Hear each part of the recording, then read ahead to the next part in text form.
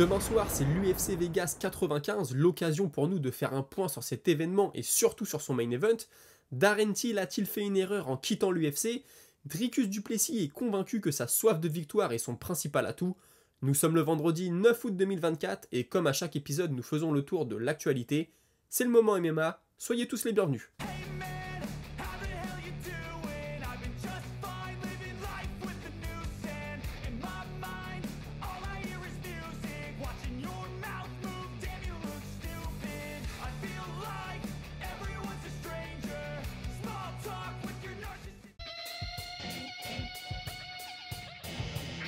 Ce week-end, ce sera l'UFC Vegas 95 et Marcin Tybura et Serghei Spivak seront main event. C'est une revanche entre les deux, Tybura avait remporté le premier combat et il a avoué que cette fois-ci, quand l'UFC est venu vers lui pour lui proposer ce match retour, comme on pourrait dire, il a d'abord pensé qu'il avait rien à gagner, mais d'un autre côté, s'il voulait combattre à cette période, juillet-août, et ne pas rester inactif trop longtemps, il n'avait pas énormément d'autres options.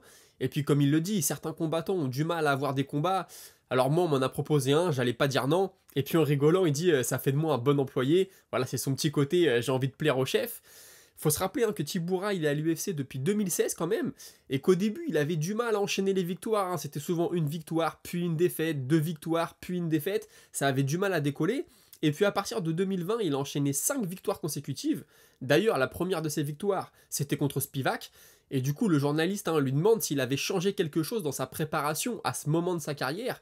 Il dit oui, j'ai commencé à faire mes camps à Vegas, ça m'a beaucoup facilité les choses, j'avais une proximité avec le Performance Institute. Il dit ma mentalité a changé aussi, j'ai vu les choses un peu différemment. Et on lui demande, et Spivak, d'après toi, depuis votre premier combat, est-ce que lui, il a changé?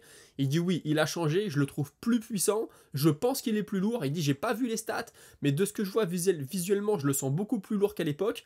Et forcément, ça l'aide dans son style de grappleur. Quand il vient au clinch, il est plus puissant. Quand il t'amène au sol, en étant plus lourd, ça doit lui faciliter les choses aussi. Et il lui reconnaît aussi de très bonnes soumissions. Ce samedi soir, ce sera son 3e main event de suite. Il pense que pour lui, faire 5 rounds, ça ne change rien, puisqu'il est plutôt confiant dans son cardio, voire même il sera avantagé par rapport à Spivak. Pour information, ce sera le 3e main event pour les deux combattants. Spivak, il avait eu aussi Cyril Gane à Paris, ça n'avait pas duré longtemps, et je crois qu'il avait eu aussi Derrick Lewis, si je dis pas de bêtises. Et sinon, Spivak, Tybura, il aimerait finir le plus vite possible samedi soir, et dit de toute façon, dans un combat de poids lourd, c'est ce que les fans attendent, donc c'est ce que je vais essayer de leur donner. Son adversaire, Serghei Spivak, lui, il assure que le fait que le combat soit une revanche ne change rien.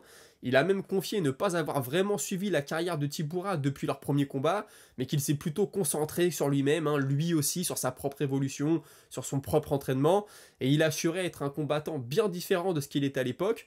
Pour info, ce sera le premier rematch de sa carrière. Il dit s'être préparé pour un long combat, mais que s'il y a une opportunité de finir plus tôt, il va forcément sauter dessus. Et pour conclure, il a dit être convaincu qu'il n'était qu'à 2 victoires d'être dans la conversation pour la ceinture. Alors ça, j'y crois moyennement. Je sais que ça va très vite chez les poids lourds, mais Spivak, faut avouer que c'est pas un personnage qui est très vendeur. Là, pendant la conférence de presse, bon déjà il parle pas anglais, c'est pas forcément un problème, on en a parlé la semaine dernière avec Alex Pereira, mais il dégage pas grand chose, il a pas beaucoup d'émotions. Et voilà, il était assez mou, etc. Donc forcément, pour l'UFC, c'est pas très vendeur. Moi, perso, de toute façon, je le vois pas aller jusqu'à la ceinture. Même si à un moment, voilà, il avait fait quelques belles performances, on s'était dit, ah tiens, pourquoi pas, même contre Cyril Gane. Certaines personnes pensaient que peut-être, ça allait être un danger pour le bon gamin. Finalement, ça avait pas été le cas.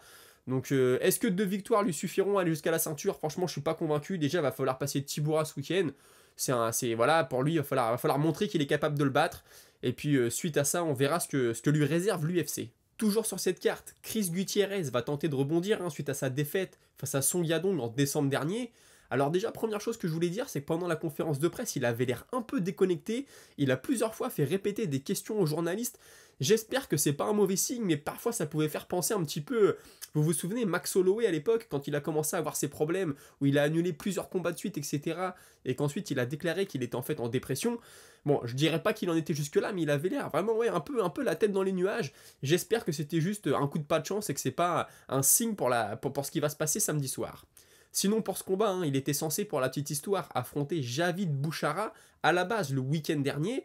Le combat a été décalé à cette semaine et finalement Bacharat a dû déclarer forfait, et du coup il va accueillir un nouveau venu à l'UFC, Kwang Lee, qui a 8-0 en carrière. Donc il expliquait que ça avait été un très long camp. Ensuite on lui a annoncé le changement d'adversaire. Pendant 2 jours, apparemment, il savait pas trop ce qui allait se passer. Il dit, mais bon, j'ai continué le boulot, j'ai continué à m'entraîner. Et tout ce que je sais de ce nouvel adversaire, c'est que c'est un jeune talentueux qui a 8-0, qui fait ses débuts à l'UFC et qui a un gros bras droit. J'ai pas vraiment d'autres informations. Mais il ajoute quand même qu'il peut y avoir une certaine pression à vouloir conserver son invincibilité et que du coup ça peut jouer pour lui.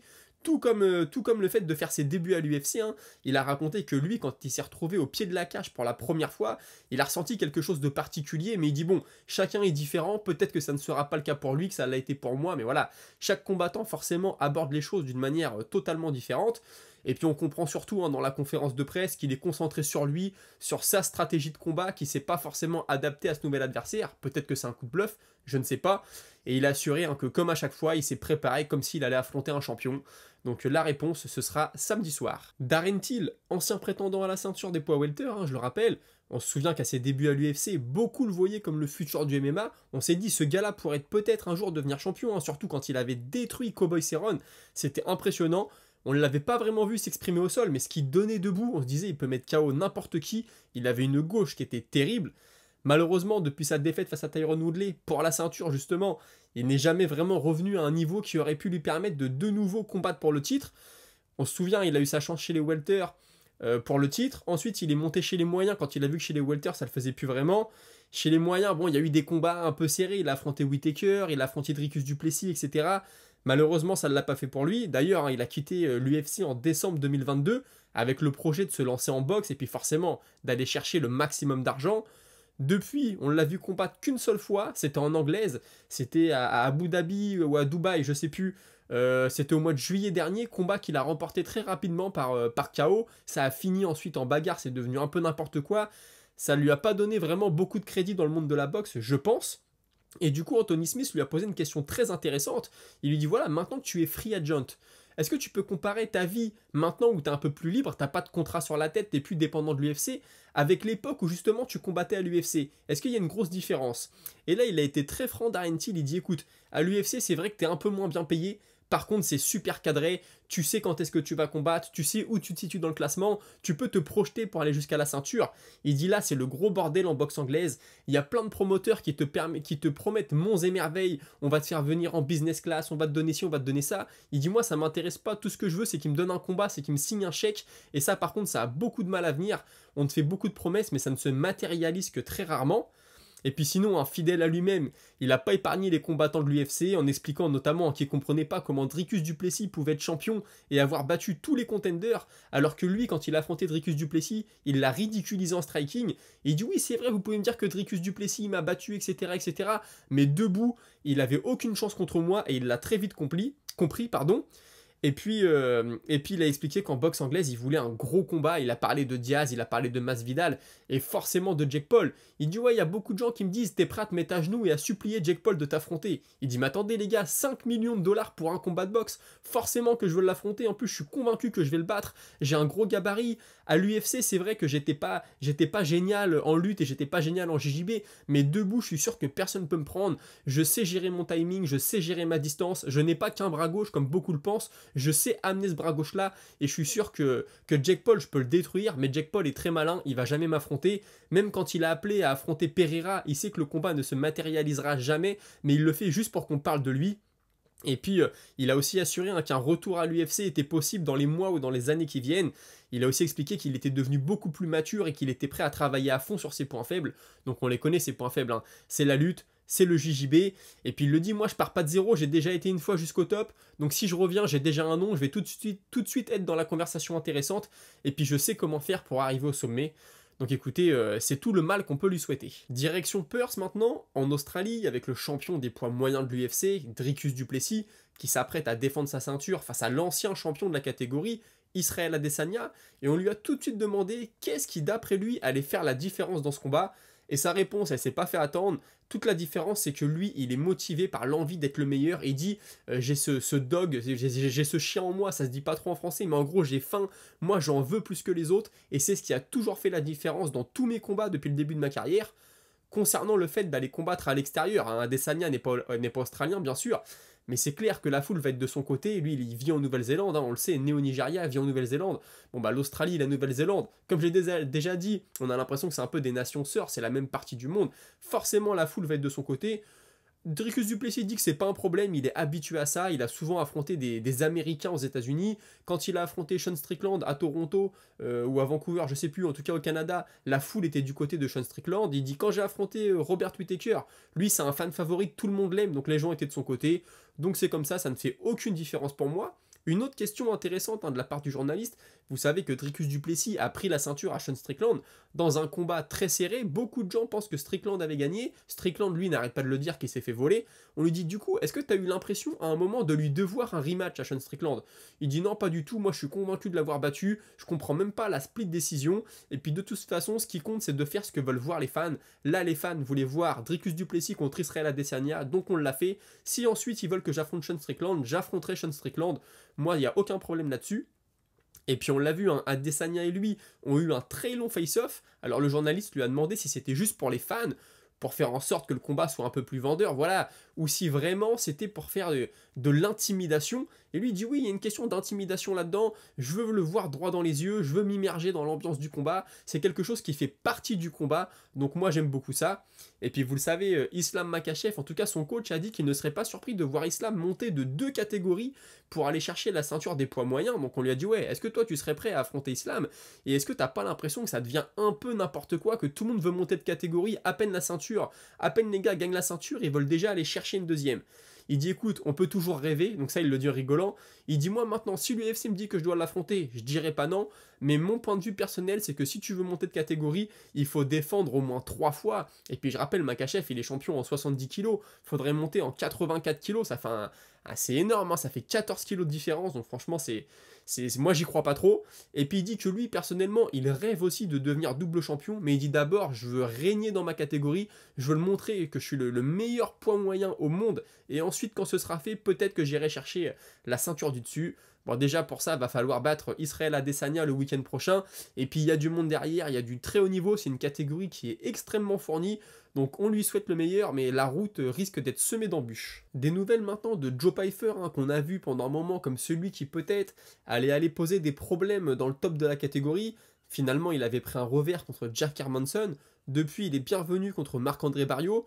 Faut savoir que là il vient de se faire opérer du dos, donc on va peut-être pas le revoir tout de suite dans la cage. Je pense personnellement que pour la fin de l'année ça va peut-être être compliqué, mais peut-être qu'il pourrait me faire mentir.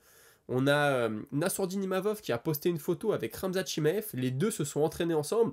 Alors je pense que c'était à Paris, hein, parce que je vois les affiches Venom derrière, de toute façon la photo a été localisée à Paris, donc je pense que ça a été pris là-bas. Donc les deux sont dans la même catégorie, ça peut paraître un peu étonnant qu'ils s'entraînent ensemble, puisqu'ils seraient un jour potentiellement amenés à s'affronter. On sait que ça se fait, hier on a parlé de Caio Borraio qui s'est affronté avec Sean Strickland, donc écoutez, pourquoi pas, mais je pense que les deux ont beaucoup à apprendre l'un de l'autre, et ça peut faire un très très bon duo. Ensuite, on a dans ce qui se passe, la série télé qui se passe chez les poids welter, hein, depuis que Bilal Mohamed a pris la ceinture.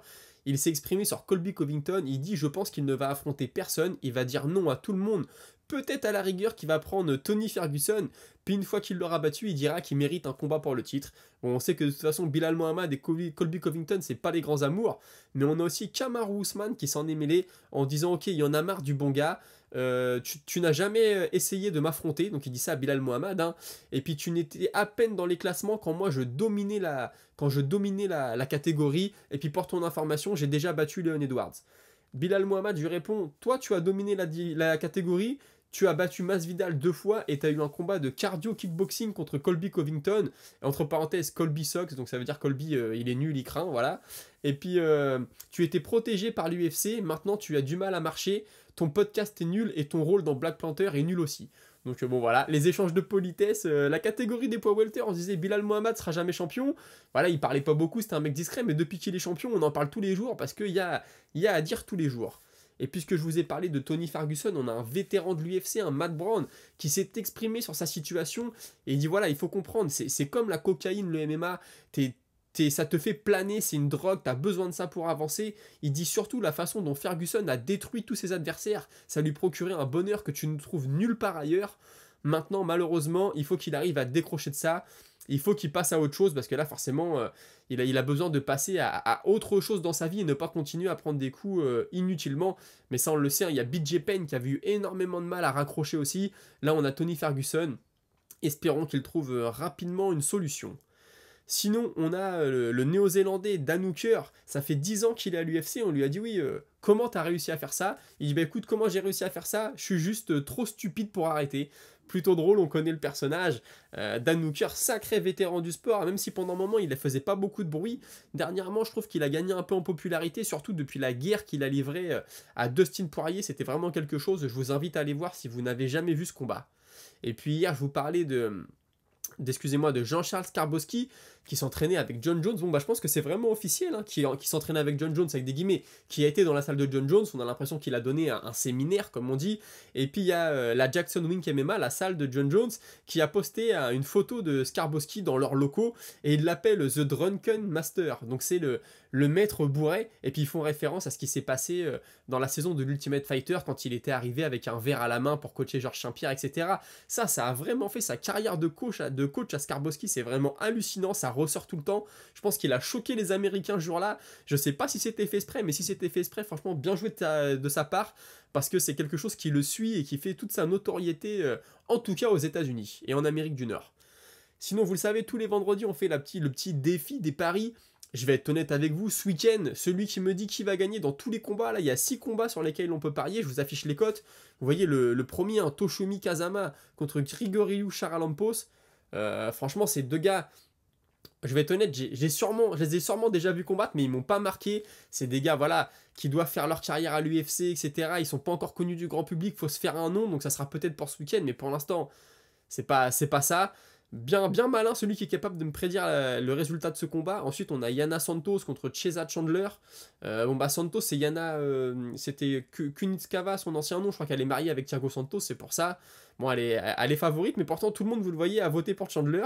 Ensuite, Chris Gutierrez contre Kwangli. J'ai envie d'y aller avec Gutierrez. Vétéran de l'UFC, il prend un nouveau venu. Il a besoin de rebondir. Gutierrez, son dernier combat, c'était vraiment pas top. Donc là, pour le coup, je pourrais me prononcer. J'irai plutôt avec Gutierrez, mais attention, on sait jamais en face. C'est un nouveau venu, il peut toujours surprendre.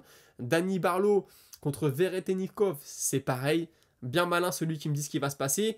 Alors, Veretenikov, je crois que c'est son premier combat à l'UFC, mais je veux pas dire de bêtises. Mais son nom ne me disait rien comme ça. Ensuite, on a Damon Jackson contre José Chepe Mariscal. Mariscal, c'est lui qui a battu Morgan Charrière. Je crois qu'il est sur une bonne série de victoires. Par contre, en face, Damon Jackson, il a affronté quand même des sacrés noms à l'UFC, hein.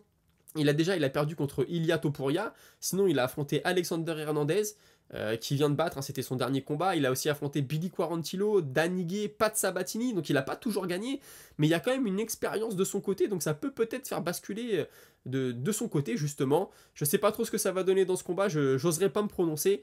Et puis le main event, un Tibura contre Spivak. Spivak est favori, je peux comprendre, il a bien évolué depuis leur dernier combat. Il a un très bon sol. Moi, j'irais plutôt du côté de Spivak, mais c'est pareil, c'est un combat un peu du... Je veux pas être méchant en disant ça, mais du ventre mou de la catégorie, on sait pas de quel côté ça peut aller. Donc écoutez, moi j'irai plutôt avec Spivak, dites-moi ce que vous en pensez, dites-moi si vous aussi, hein, vous avez vos prédictions pour toute la main card, si c'est des combattants qui vous parlent. Moi il a fallu que j'aille voir les photos, honnêtement, pour me dire, ah ok, lui c'est lui, oh lui il me parle pas. Mais bon voilà, on sort d'un gros UFC à Manchester, ensuite on a eu Abu Dhabi, la semaine prochaine on sera en Australie, donc forcément c'est une carte qui sur le papier fait un peu moins rêver, mais on le sait, parfois les cartes qui font pas rêver, ça donne des combats de dingue, et c'est tout ce que je souhaite. Écoutez, on a fait le tour de l'actualité pour aujourd'hui. Pensez à vous abonner, à liker, à commenter. C'est votre bonne action de la journée, on va dire. Et tout de suite, on passe à la minute auditeur. On a Oji Balat qui me dit « Après Holloway, ça fait longtemps qu'il fait plus de sparring, donc au final, hors combat, il ne prend pas de coups. Je pense que ça doit peser dans la balance. » Ouais, c'est pas faux. Ça, c'est une réflexion qui est intelligente. On sait qu'il a pas fait de sparring pendant longtemps. Il le dit, hein, moi, je spare plus à l'entraînement. Alors, est-ce que là, il va sparer pour Topuria? Je sais pas. Mais oui, en effet, ça compte. Après, il y a toute une carrière derrière avec énormément de coups pris. Mais je vois très bien ce que tu veux dire. C'est un facteur à prendre en compte, comme je t'ai répondu. Ensuite, il y a Fabien Liberty qui me dit « Je voulais partager mon avis sur une éventuelle confrontation entre Oumar Nurmagomedov et Sean O'Malley. Alors personnellement, je pense que Oumar est déjà prêt pour ce fight, même si je ne veux pas trop m'avancer, mais je pense même qu'il roulerait sur lui comme Khabib contre McGregor. J'aimerais connaître ton opinion. » Alors moi, personnellement, j'aimerais voir O'Malley gagner parce que j'aimerais voir un striker battre un lutteur. Pour une fois, s'il vous plaît, surtout au top niveau, c'est pas facile. Vous pourrez me dire, O'Malley a battu Sterling, c'est vrai. Maintenant, je pense vraiment qu'Oumar a toutes les armes pour le battre. Debout, il est très bon, il a été sous-estimé pendant longtemps parce que Nurmagomedov, on disait oui, c'est juste un lutteur. Là, on l'a vu contre Sandhagen, ça n'est pas juste un lutteur. O'Malley a de bons déplacements. Est-ce qu'il aura une bonne takedown défense pour ne pas se retrouver au sol? Ça me semble quand même un peu compliqué, donc moi je pense que Nurmagomedov a l'avantage. Après Sean O'Malley, là il va préparer Dvalishvili. Je vais prendre des gros guillemets, c'est des styles quand même similaires. Nurmagomedov et Dvalishvili, tu sais que ça va lutter, donc tu vas te préparer à la lutte. Donc déjà cet aspect-là, il va beaucoup le bosser là. S'il passe Dvalishvili, sa confiance, ça va être au top. Et s'il continue à bosser derrière, il peut quand même proposer quelque chose. C'est mon petit espoir pour Sean O'Malley. Mais vraiment, ce serait un combat très difficile, hein. Le match-up serait très dur pour lui. Ensuite, on a Jinko Adautriche qui me dit « Je me permets un dernier ajout pour l'histoire des 4 title fights foirés à l'UFC. On a également eu Yoel Romero dans cette situation. Le gars a raté 2 fois contre Whittaker, 1 fois contre Adesanya, et la seule ceinture UFC qu'il aurait pu obtenir lui est passée sous le nez, car il a foiré sa pesée lors de son combat face à Rockhold. C'est vrai, j'avais complètement oublié que contre Rockhold, c'était pour une ceinture. Et pour le coup, il l'avait détruit. Et je te rejoins, si Ngannou bat Ferreira et que Jones disparaît, comme tacitement prévu, après Miocic, on va voir fleurir des souhaits d'un affrontement entre Thomas Spinal et le Camerounais partout sur les internets. Sur les internets avec un Z, hein, c'est pour ça que je le dis, c'est écrit comme ça. Oui, t'as raison, moi je suis d'accord avec toi. Il y en a qui m'ont dit non, c'est pas vrai, il y aura peut-être jamais le combat, mais les rumeurs, ça va y aller à fond, je peux vous le garantir. Quoi qu'il en soit, ça va être intéressant de voir dans quel état va être Francis pour son retour en MMA, encore plus après sa sale défaite face à Joshua, bah ça c'est sûr et certain. Et après tu me reparles des poids légers de l'UFC, tu me dis oui, top 10, lightweight c'est une dinguerie, mais ça semble, hors top 10 pardon, mais ça semble peiner à atteindre les hautes sphères de la division car les vieux lions présents, Gaethje, Poirier en tête, offrent une sacrée résistance. Et ouais, ça fait des années qu'ils sont là, surtout Poirier. On a aussi Charles Oliveira qui est là depuis un sacré moment. Bah là, Bobby Green, il vient de sortir des rankings, mais il était là depuis un moment. Non, la place est chère dans le ranking du top 10 et même du top 15, je dirais, des poids légers de l'UFC. Et puis je termine avec Andy Gavo qui me dit ne pas sous-estimer Ferreira, il est bon et oui, il est plus grand je crois de mémoire que Francis Ngannou, il mesure 2,03 m et tout le monde pense qu'il est mauvais au sol mais c'est loin d'être le cas et il frappe très fort. Hâte de voir ça, surtout comment Francis va revenir après son KO et la tragédie de sa vie, la perte de son fils évidemment. Et oui, ça fait beaucoup à gérer pour Francis. Après... je pense que depuis son combat, il y en a un d'entre vous, je suis désolé, je t'ai pas cité, tu me disais Ngannou, attention mentalement, quand il avait perdu contre Miocic la première fois, il est revenu contre Lewis, il n'était pas là, il était absent. C'est vrai, on peut peut-être faire un parallèle entre ces deux périodes de sa carrière. Maintenant, j'ai envie de croire qu'il a pris en maturité, qu'il a pris en expérience et qu'il va réussir peut-être à mieux gérer la situation. Mais ça, la réponse, c'est pas encore pour tout de suite. Écoutez, je vous remercie d'avoir suivi, on se retrouve la semaine prochaine. Passez un bon week-end, salut!